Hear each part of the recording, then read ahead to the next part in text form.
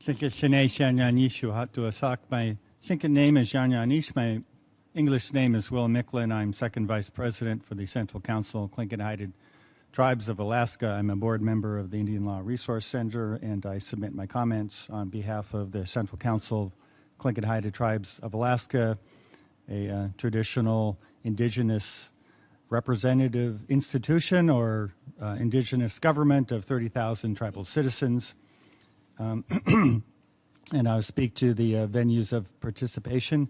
We recommend Indigenous peoples representative institutions enhance participation status, otherwise referred to as consultative status, should authorize the right to participate in all meetings of the General Assembly and its subsidiary organs, committees, and working groups, as well as international meetings and conferences convened under the auspices of the Assembly and in United Nations conferences.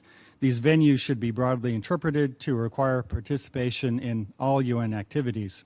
We also encourage invitation to enhance participation in the whole of UN activities, including, but not limited to, the Human Rights Council and Economic and Social Council.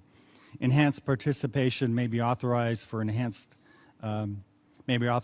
a list of issues with implications for the interests of Indigenous representative institutions, again, broadly defined. Attendance may include restricted meetings subject to appropriate limitations applicable to other observer status. The 2011 PGA Handbook states open meetings or public meetings are open to all, while closed meetings or private meetings may be attended by member states and observers, and more restricted meetings are only attended by member states, the Holy See, Palestine, and the EU. We do not recommend Indigenous representative institutions' enhanced status for participation be referred to as consultative status. We recommend a new observer status for Indigenous representative institutions, enhanced participation authorized in the venues and for the subjects we have recommended. We agree with the Secretary General's report that concluded existing procedures for participation by entities other than member states within the United Nations system do not adequately enable Indigenous peoples' rights to participate in decisions affecting them. In our view, the recommendations for enhanced participation through observer status for Indigenous representative institutions within the UN system would not undermine UN intergovernmental activities.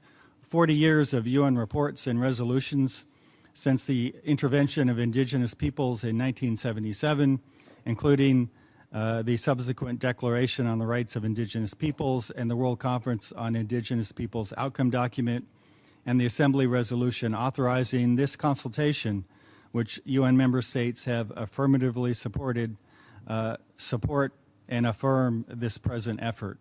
I thank you. I thank you for your statement. And